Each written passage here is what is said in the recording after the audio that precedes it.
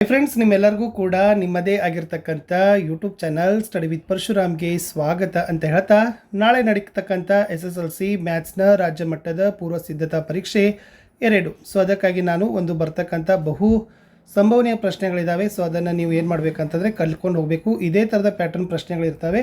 So ಇದಕ್ಕಿಂತ ಮುಂಚೆ ನಾನು ನನ್ನ ಯೂಟ್ಯೂಬ್ ಚಾನಲ್ದಲ್ಲಿ 40 ಅಂಕಗಳ ಒಂದು ಫಿಕ್ಸ್ ಕ್ವಶನ್ ವಿಡಿಯೋ ಹಾಕಿದ್ದೀನಿ. ಒಂದು ಮಾಡೆಲ್ ಕ್ವಶನ್ ಪೇಪರನ್ನು ಸಾಲ್ವ್ ಮಾಡಿದ್ದೀನಿ.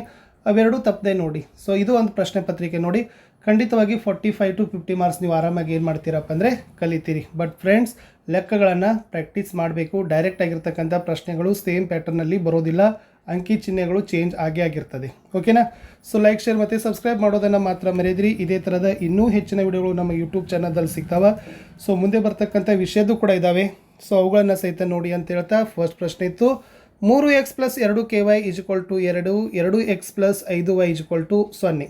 ಹಾಗಾದರೆ ಈ ರೇಖಾತ್ಮಕ ಸಮೀಕರಣಗಳ ಜೋಡಿ ಪ್ರತಿನಿಧಿಸುವ ರೇಖೆಗಳು ಸಮಾಂತರ ಆಗಿದ್ದರೆ ನ ಬೆಲೆಯನ್ನು ಕಂಡುಹಿಡಿಯಬೇಕಿತ್ತು. ಸೊ ನ ಬೆಲೆ 15/4 ಅನ್ನೋದನ್ನು ನೀವೇನು ಮಾಡಬೇಕಿತ್ತು? ತೋರಿಸಬೇಕಿತ್ತು. ಇನ್ನು ಯಾವುದೇ ಸಂಯುಕ್ತ ಸಂಖ್ಯೆಯನ್ನು ಈ ಸಂಖ್ಯೆಗಳ ಗುಣಲಬ್ಧವಾಗಿ ವ್ಯಕ್ತಪಡಿಸಬಹುದು ಅಂತ ಕೇಳಿದರು. ಸೊ ಗೊತ್ತಿರಲಿ, ಅವಿಭಾಜ್ಯ ಸಂಖ್ಯೆಗಳು. ಸೊ ಫಸ್ಟ್ ಲೆಸನಲ್ಲಿ ನೀವು ಅದೇ ಕಲ್ತಿದ್ದೀರಿ. ಮುಂದಿನ ಪ್ರಶ್ನೆ, ಒಂದು ಆಯತದ ಉದ್ದ ಅದರ ಅಗಲದ 3ರಷ್ಟಿದೆ. ಆಯತದ ವಿಸ್ತೀರ್ಣ 75 cm² ಆದರೆ ಆಯತದ ಉದ್ದ ಮತ್ತು ಅಗಲಗಳನ್ನು ಕಂಡುಹಿಡಿಯುವ ವರ್ಗ ಸಮೀಕರಣ ಯಾವುದು ಅಂತ ಕೇಳಿದರು. 3x² - 75 = 0 ಅನ್ನೋದನ್ನು ಬರೀಬೇಕು. ಒಂದು ಸಮಾಂತರ ಶ್ರೇಣಿಯಲ್ಲಿ n ನೇ ಪದ an = 2n - 1 ಆದರೆ 4ನೇ ಪದವನ್ನು ಕಂಡುಹಿಡಿದ್ರು. ಸೊ ಅಲ್ಲಿ n ಇದ್ದಲ್ಲಿ ಕೇವಲ 4 ತುಂಬ್ರಿ. an = 2n - 1 ಬರ್ಕೊಡ್ರಿ. ಸೊ n ಇದ್ದಲ್ಲಿ 4 ತುಂಬ್ರಿ. 2 4 - 1 2 4 8 - 1 ಅಂದರೆ ಎಷ್ಟಾಯಿತು? 7 ಆಯಿತು. So option B 7 ಅಂತಕ್ಕದ್ದನ್ನು ಬರೀಬೋದು. ಈ ಥರ ಸಿಂಪಲಾಗಿ ಲೆಕ್ಕಗಳನ್ನು ಬಿಡಿಸ್ರಿ. ಇನ್ನು ಕೆಳಗಿನವುಗಳಲ್ಲಿ ಯಾವಾಗಲೂ ಸಮರೂಪಿಯಾಗಿರುವ ತ್ರಿಭುಜಗಳ ಜೋಡಿ ಅಂತ ಕೇಳಿದರು. ಸೊ ಆಪ್ಷನ್ ಬಿ ಯಾವುದೇ 2 ಸಮಬಾಹು ತ್ರಿಭುಜ ಅನ್ನೋದು ಬರೀಬೇಕು. ಇನ್ನು ತ್ರಿಜ್ಯ 6 ಮಾನಗಳನ್ನು ಹೊಂದಿರುವ ಗೋಳದ ಘನಫಲ ಫಿ ಕಂಡುಹಿಡಿಯುವ ಸೂತ್ರವನ್ನು ಕೇಳಿದರು. ಸೊ ಏನಾಗ್ತದಪ್ಪ ಅಂದರೆ ಫಿ = 4/3 πr³ ಘನಮಾನಗಳು ಅನ್ನೋದನ್ನು ನೀವು ಬರೆದ್ರೆ ಅಂಕಗಳನ್ನು ಕೊಡ್ತಾರೆ. ಮುಂದಿನ ಪ್ರಶ್ನೆ, ಈ ಮಧ್ಯಾಂಕದ ಸೂತ್ರ ಕೊಟ್ಟಿದ್ದಾರೆ. ಈ ಮಧ್ಯಾಂಕದ ಸೂತ್ರದಲ್ಲಿ ಎಫ್ ಏನನ್ನು ಪ್ರತಿನಿಧಿಸ್ತದೆ ಅಂತ ಕೇಳಿದರು. ಸೊ ಮಧ್ಯಾಂಕವಿರುವ ವರ್ಗಾಂತರದ ಆವೃತ್ತಿ ಅನ್ನೋದು ಸರಿಯಾದ ಉತ್ತರವನ್ನು ಇತ್ತು. p(x) = 5x + 3 ಈ ಬಹುಪದೋಕ್ತಿಯ ಶೂನ್ಯತೆಯನ್ನು ಕೇಳಿತ್ತು. -3/5 ಅಂತಕ್ಕದ್ದನ್ನು ಶೂನ್ಯತೆಯನ್ನು ನೀವು ಕೊಡಬೇಕು. ಇನ್ನು ಮುಂದೆದು 9ನೇ ಪ್ರಶ್ನೆ, ಚಿತ್ರದಲ್ಲಿ DE ಸಮಾಂತರ BC, BD = 7.2 cm, AE = 1.8 cm, EC = 5.4 cm. ಹಾಗಾದರೆ AD ಉದ್ದ ಕೇಳಿದ್ದಾರೆ. ಸೊ ಫಸ್ಟ್ ಥೇಲ್ಸನ ಪ್ರಮೇಯ ಪ್ರಕಾರ ಬರ್ಕೋಬೇಕು. AD/DB = AE/EC. ಸೊ AD/DB ಅಂದರೆ 7.2 ಬರ್ಕೊಡ್ರಿ.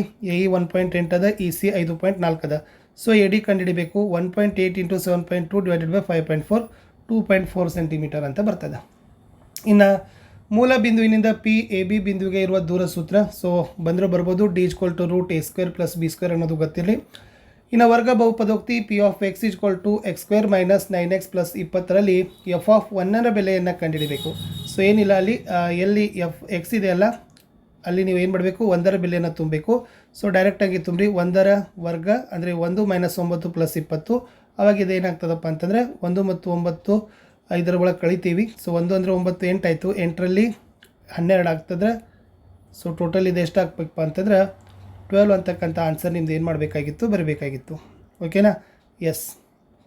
ಮುಂದಿನ ಪ್ರಶ್ನೆ, ಒಂದು ಸಮಾಂತರ ಶ್ರೇಣಿಯಲ್ಲಿ ಮೊದಲ 4 ಪದಗಳ ಮೊತ್ತ 20, ಮೊದಲ 3 ಪದಗಳ ಮೊತ್ತ. ಹಾಗಾದರೆ 4ನೇ ಪದವನ್ನು ಕಂಡುಹಿಡಿಯಿರಿ. ಕೇವಲ ಪದ ಕಂಡುಹಿಡಿಬೇಕಾದ್ರೆ ಏನು ಮಾಡಬೇಕಾಗಿದೆ? A4 = S4 - S3. So already ಕೊಟ್ಟಿದ್ದಾರೆ. S4 20 ಅದ, S3 12 ಅದ. 20ರಲ್ಲಿ 12 ಕಳೀರಿ, 8 ಬರ್ತದೆ. ಅದೇ ಏನಾಗಿರ್ತದೆ? 4ನೇ ಪದ ಆಗಿರ್ತದೆ.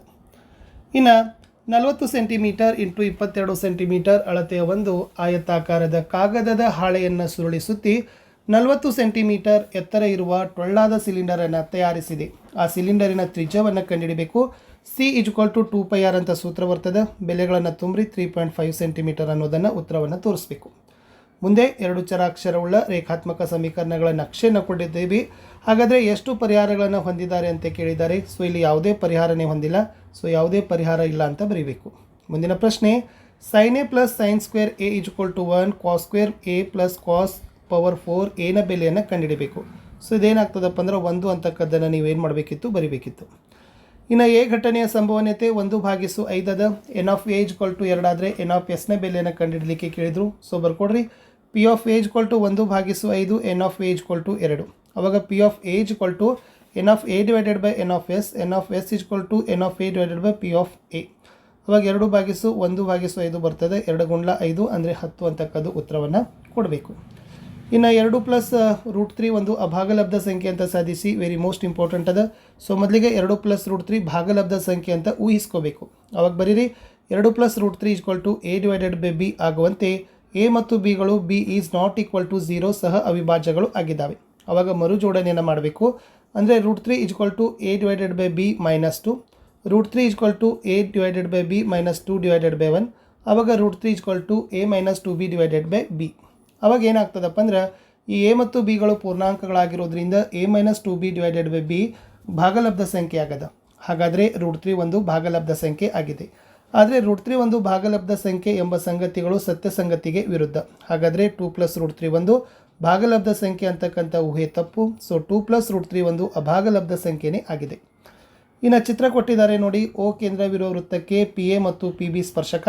P A 4 centimetre, A P O 40 centimetre, A O ಬಿನ ಅಳತೆ ಮತ್ತು ಪಿ ಬಿಯನ್ನು ಕಂಡುಹಿಡಿಯಿರಿ.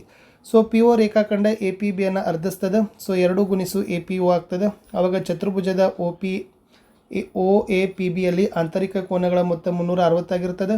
ಅವಾಗ ಒ ಎ ಪಿ ಕೋನ 90 ಡಿಗ್ರಿ ಮತ್ತು ಒ ಬಿ ಪಿ 90 ಡಿಗ್ರಿ. ಅಂದರೆ ತ್ರಿಜ್ಯ ಸ್ಪರ್ಶ ಬಿಂದುವಿನಲ್ಲಿ ಸ್ಪರ್ಶಕ್ಕೇ ಲಂಬ ಆಗಿರ್ತದೆ. ಅವಾಗ ನಾವೇನು ಮಾಡ್ಬೋದು ಅಂದರೆ ಕೋನ ಎ ಒ ಬಿ ಅನ್ನೋದು 100 ಡಿಗ್ರಿ ಅನ್ನೋದನ್ನು ನೀವೇನು ಮಾಡ್ಬೋದು, ಈ ಲೆಕ್ಕದ ಪ್ರಕಾರ ಸಾಧಿಸ್ಬೋದು. P A equal to P B 4 centimetre. ಯಾಕಂದರೆ ಬಾಹ್ಯ ಬಿಂದುವಿನಿಂದ ವೃತ್ತಕ್ಕಿಳಿದ ಸ್ಪರ್ಶಕಗಳ ಉದ್ದ ಸಮಾನೇ ಇರ್ತದೆ ಅನ್ನೋದನ್ನು ಬರೀರಿ. ಇನ್ನು ರೇಖಾತ್ಮಕ ಸಮೀಕರಣಗಳ ಜೋಡಿಯನ್ನು ವರ್ಜಿಸುವ ವಿಧಾನದಿಂದ ಬಿಡಿಸಬೇಕು. 2x + y = 10, x - y = 12, ಈ y ಹೊತ್ತು ಈ y ಹೊತ್ತು 3x 12 ಆಯಿತು. x ಅಂದರೆ 12/3 ಅಂದರೆ 4 ಬತ್ತು. ಓಕೆನಾ. ಇದೇ ಬೆಲೆಯನ್ನು ಸಮೀಕರಣ 1ರಲ್ಲಿ ಹಾಕಬೇಕು. x - y = 2 ಅದಲ್ಲ, 4 - y = 2. ಆವಾಗ 4 - 2 = y ಅಂದರೆ 2 ಅಂತಕ್ಕಂಥದ್ದು yನ ಬೆಲೆ ಬರಬೇಕು. ಇನ್ನು ಒಂದು ಸಮಾಂತರ ಶ್ರೇಣಿಯ ಮೊದಲ ಪದ 1, 14ನೇ ಪದ 53 ಆದರೆ ಎನ್ನನ ಪದವನ್ನು ಕಂಡುಹಿಡಿಯಿರಿ ಅಂತ ಕೇಳಿದರು. ಸೊ ಎನ್ ಪದ ಅಂತಂದರೆ an = a + n - 1 × d ಹಾಕಬೇಕು. ಮೊದಲ ಪದ 1 ಇದೆ, 14ನೇ ಪದ 53 ಇದೆ. ಓಕೆ, ಗೊತ್ತಿರಲಿ. ಆವಾಗ ನೀವೇನು ಮಾಡಬೇಕು, ಇಲ್ಲಿ ಡಿನೂ ಕೂಡ ಕಂಡುಹಿಡಿಬೇಕಾಗ್ತದೆ. ಓಕೆನಾ. ಸೊ ಆವಾಗ ಬೆಲೆಗಳನ್ನು ಹಾಕಿದಾಗ ಫಸ್ಟ್ ಡಿ ಕಂಡುಹಿಡಬೇಕು. ಡಿ 3 ಆಗ್ತದೆ. ಆಮೇಲೆ ನೀವೇನು ಮಾಡಬೇಕು, an = a + n - 1 × d ಸೂತ್ರವನ್ನು ಹಾಕಬೇಕು. ಆವಾಗ ಏನಾಗ್ತದಪ್ಪ ಅಂದ್ರೆ 4n - 3 ಆಗಿದೆ ಅನ್ನೋದನ್ನು ನೀವು ಸಾಧಿಸಿದರೆ 2 ಮಾರ್ಕ್ಸು ಕೊಡ್ತಾರೆ. ಇಂಪಾರ್ಟೆಂಟ್ ಇತ್ತು. ಇನ್ನು 135 ಮತ್ತು 75ರ ಮಸ ಅವಿಭಾಜ್ಯ ಅಪವರ್ತನ ವಿಧಾನದಿಂದ ಕಂಡುಹಿಡಿಯಿರಿ. ನಂತರ 20 ಮತ್ತು ಮಸ 135, 75ರ ಲಸವನ್ನು ಕಂಡುಹಿಡಿಯಿರಿ. ಫಸ್ಟ್ 135ರದು. ಸೊ 3/3 × 5/1, 75 3/1 × 5/2, ಮಸ 3/1 × 5/1 15 ಆಗ್ತದೆ. 20 ಮತ್ತು ಮಸ 15ರ ಲಸ. ಸೊ 20 ಏನಾಗ್ತದೆ, 2/2 × 5:1, 15 3/1 × 5/1. ಅವಾಗ ಲಸ ಏನಾಗಿರ್ತದಪ್ಪ ಅಂದ್ರೆ 60 ಡಿಗ್ರಿನೇ ಆಗಿರ್ತದೆ. ಇನ್ನು P of A P 2 - 3 Q 10 Y ಬಿಂದುಗಳ ನಡುವಿನ ದೂರ 10 ಮಾನಗಳಾದರೆ ವೈನ ಬೆಲೆಯನ್ನು ಕಂಡುಹಿಡಿಯಿರಿ ಅಂತ ಕೇಳಿದರು. ಸೊ ಇಲ್ಲೇನದ, ಪಿ 2 - 3 ಅದ, ಕ್ಯೂ 10 ವೈ ಅದ. ಸೊ 2x1 - 3 y1 ಆಯಿತು, 10x2 ಆಯಿತು, y2 ಆಯಿತು. ಅವಾಗ ಸೂತ್ರ ಗೊತ್ತಿದೆ, ಡಿ = √x2 - x1 2 + y2 - 1 2. ಇದು ಸೂತ್ರ ಇಂಪಾರ್ಟೆಂಟ್ ಅದ. ಅದರ ಸೂತ್ರದಲ್ಲಿ ನೀವು ಬೆಲೆಗಳನ್ನು ಏನು ಮಾಡ್ರಪ್ಪ ಅಂದರೆ ತುಂಬ್ರಿ. ಸೊ ಲಾಸ್ಟ್ ನಿಮಗೆ ಉತ್ತರ ಏನಾಗ್ತದಪ್ಪ ಅಂತಂದರೆ, ಸೊ ಮತ್ತೆ ಅವುಗಳನ್ನು ಎರಡೂ ಕಡೆಗೆ ವರ್ಗ ಮಾಡಬೇಕು. ಸೊ ಎರಡೂ ಕಡೆ ವರ್ಗ ಮಾಡಿದಾಗ ಎಷ್ಟು ಉತ್ತರ ಬರಬೇಕು, +or - 6 = y + 3 ಬರಬೇಕು. ಅವಾಗ ಎರಡೂ ಸಂದರ್ಭಗಳಲ್ಲಿ ವೈಗಿನ ಬೆಲೆಯನ್ನು ನಾವೇನು ಮಾಡಬೇಕು, ಕೂಡಬೇಕು. ಆವಾಗ ವೈನ ಬೆಲೆ ಎಷ್ಟು ಬರಬೇಕು, 3 ಅಥವಾ -3 ಅಂತ ಬಂದರೆ ಉತ್ತರ ಕಂಪ್ಲೀಟ್ ಆಗ್ತದೆ. ಇನ್ನೊಂದು ಪ್ರಶ್ನೆ ಇದೆ ನೋಡಿ, ಇಲ್ಲಿ ಏನಿದೆ ಅಂದರೆ -1 7 4 - 3 ಬಿಂದುಗಳನ್ನು ಸೇರಿಸುವ ರೇಖಾಖಂಡ 2.3 ಅನುಪಾತದಲ್ಲಿ ವಿಭಾಗಿಸುವ ಬಿಂದುವಿನ ನಿರ್ದೇಶಾಂಕಗಳನ್ನು ಕಂಡುಹಿಡಿಯಿರಿ ಅಂತ ಕೇಳಿದರು. ಸೊ ಏನೆಲ್ಲ ಕೊಟ್ಟಿದ್ದಾರೆ ಅಂತ ಬರ್ಕೊಡ್ರಿ. ಫಸ್ಟಲ್ಲಿ x1 y1 x2 y2 m1 m2. So x1 ಅಂದರೆ -1, y1 ಅಂದರೆ 7, x2 ಅಂದರೆ 4, y2 ಅಂದರೆ -3, m1 ಅಂದರೆ 2, m2 ಅಂದರೆ 3. ಸೂತ್ರ ಗೊತ್ತಿದೆ, p x of y = m1 x2 + m2 x1 / m1 + m2, m1 y2 + m2 y1 / m1 + m2 ಅನ್ನೋದು ಸೂತ್ರ ಇದೆ. ಇದೇ ಸೂತ್ರದಲ್ಲಿ ಬೆಲೆಗಳನ್ನು ತುಂಬಿದಾಗ 1 ಮತ್ತು 3 ಬರ್ತದೆ. 2 ಮಾರ್ಕ್ಸ್ ಫಿಕ್ಸ್ ಆಗಿ ಬರ್ತಕ್ಕಂಥ ಕ್ವಶನ್, ಚೆನ್ನಾಗಿ ಕಲ್ಕೊಂಡು ಹೋಗಿ. ಇನ್ನು ಟ್ರಿಗ್ನೋಮೆಟ್ರಿ ಮೇಲೆ ಬರ್ತದೆ, ಭಾಳ ಈಸಿಯಾಗಿರ್ತಕ್ಕಂಥದ್ದಿದೆ. ಸೊ ನೋಡಿ, ಸೆಕ್ ಬಿ ಮತ್ತು ಕಾಟ್ ಎಗಳ ಬೆಲೆಗಳನ್ನು ಕಂಡುಹಿಡಬೇಕು. ಸೊ ಸೆಕ್ ಬಿ ಅಂತಂದರೆ ಎಷ್ಟಪ್ಪ ಅಂದ್ರೆ 13/5, ಕಾಟ್ ಎ ಅಂತಂದರೆ 12/5 ಅಂತ ನೀವು ಬರೆದ್ರೆ 2 ಮಾರ್ಕ್ಸ್ ಕೊಡ್ತಾರೆ. ಈ ಲೆಕ್ಕ ಬಂದರೂ ಕೂಡ ಬರ್ಬೋದು, ಚೆನ್ನಾಗಿ ನೋಡ್ಕೊಡ್ರಿ. ಇನ್ನು 2x² + x - 6 = 0 ವರ್ಗ ಸಮೀಕರಣದ ಮೂಲಗಳನ್ನು ಕಂಡುಹಿಡಬೇಕು. ಸೊ ಬರೀರಿ 2x² + 6 + x - 6 = 0 ಇದನ್ನು ಹೊಡ್ಕೋಬೇಕು. 2x² + 4x - 3x - 6 = 0. ಅವಾಗ x + 2 ಕಾಮನ್ ಬರ್ತದೆ. ಅವಾಗ ಏನಾಗ್ತದಪ್ಪ ಅಂದರೆ ಎಕ್ಸ್ನ ಬೆಲೆ -2 ಆಗಿರ್ಬೋದು ಅಥವಾ x = 3/2 ಅಂತ ಉತ್ತರ ಬರ್ತದೆ. ಇನ್ನೊಂದು ಪ್ರಶ್ನೆ, 2x² - 6x + 3 = 0 ಈ ವರ್ಗ ಸಮೀಕರಣದ ಶೋಧಕವನ್ನು ಕಂಡುಹಿಡಬೇಕು. ಮೂಲಗಳ ಸ್ವಭಾವವನ್ನು ಬರಿಬೇಕು. ಸೊ ಫಸ್ಟ್ ಸಮೀಕರಣ ಬರ್ಕೋರಿ. 2x² - 6x + 3 = 0. ಅವಾಗ ಸೂತ್ರ ಆದರ್ಶ ರೂಪ ಗೊತ್ತದ. ax² + bx + c = 0. a ಅಂದರೆ 2, b ಅಂದರೆ -6, c ಅಂದರೆ 3. ಶೋಧಕದ ಸೂತ್ರ ಗೊತ್ತಿದೆ. b² - 4ac ಬೆಲೆ ತುಂಬ್ರಿ 12 ಬರ್ತದೆ. ಇದೇನಾಗ್ತದಪ್ಪ ಅಂದರೆ b² - 4ac > 0 ಆಗ್ತದೆ. ಇದು ಎರಡು ಭಿನ್ನವಾದ ವಾಸ್ತವ ಮೂಲಗಳನ್ನು ಹೊಂದಿದೆ ಅನ್ನೋದನ್ನು ಬರೆದ್ರೆ 1 ಮಾರ್ಕ್ ಅಷ್ಟಕ್ಕೆ ಇತ್ತು. ಇನ್ನು ಒಂದು ಸಂಭವನೀಯತೆ ಲೆಕ್ಕ. 2 ಕುಂದಿಲ್ಲದ ದಾಳಗಳನ್ನು ಏಕಕಾಲದಲ್ಲಿ ಉಳಿಸಿದ್ದಾರೆ.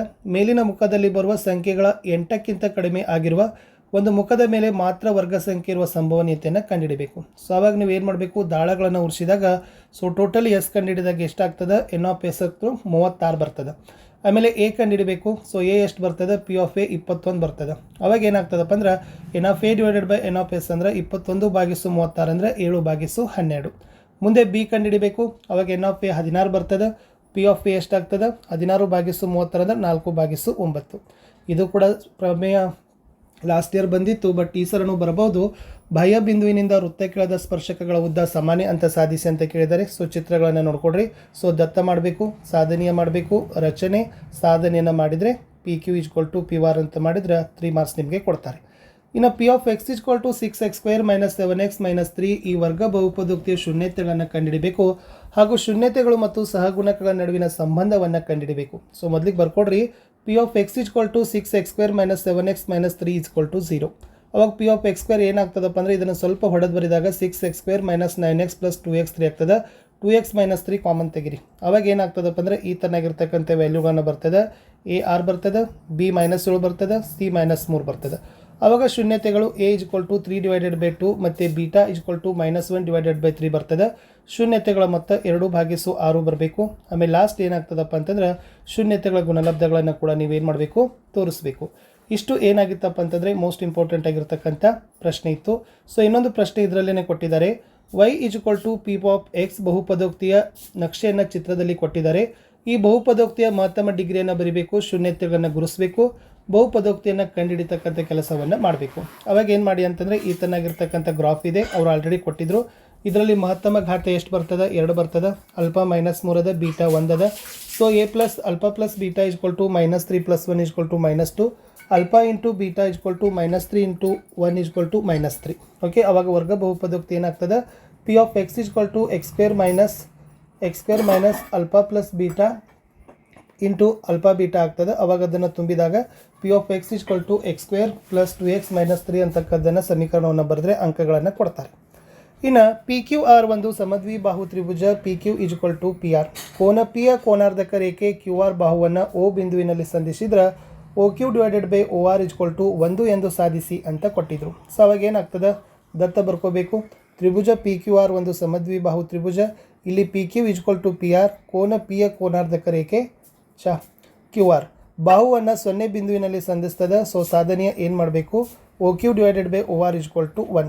ಸೊ ಅವಾಗ ನೀವು ಸಾಧನೆಯನ್ನು ಏನು ಮಾಡಪ್ಪ ಅಂದರೆ ಈ ಥರ ನೀಟಾಗಿ ಬರ್ಕೊಂಡು ಸೊ ಮಾಡಿದರೆ ಕಂಪ್ಲೀಟ್ ಆಗ್ತದೆ. ಇನ್ನು ಮುಂದೆಂದು ಇನ್ನೊಂದು ಸಮಾಂತರ ಚತುರ್ಭುಜದ ಒಂದು ಲೆಕ್ಕ ಇದೆ. ABCD ಒಂದು ಸಮಾಂತರ ಚತುರ್ಭುಜ. BC ಮೇಲೆ ಈ ಒಂದು ಬಿಂದು. ಕರ್ಣ BDಯು A ಮತ್ತು Eಗಳನ್ನು ಸೇರಿಸುವ ರೇಖೆಯನ್ನು Fನಲ್ಲಿ ಛೇದಿಸಿದರೆ DF × EF = FB × FA ಅಂತ ಸಾಧಿಸಿ.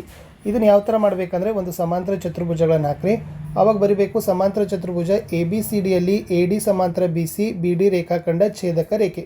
ಆವಾಗ ತ್ರಿಭುಜ AFD ಮತ್ತು ತ್ರಿಭುಜ EFBಗಳಲ್ಲಿ ಏನಾಗಿರ್ತದೆ, ಕೋನ FDA ಮತ್ತು ಕೋನ FBA ಪರ್ಯಾಯ ಆಂತರಿಕ ಕೋನಗಳು.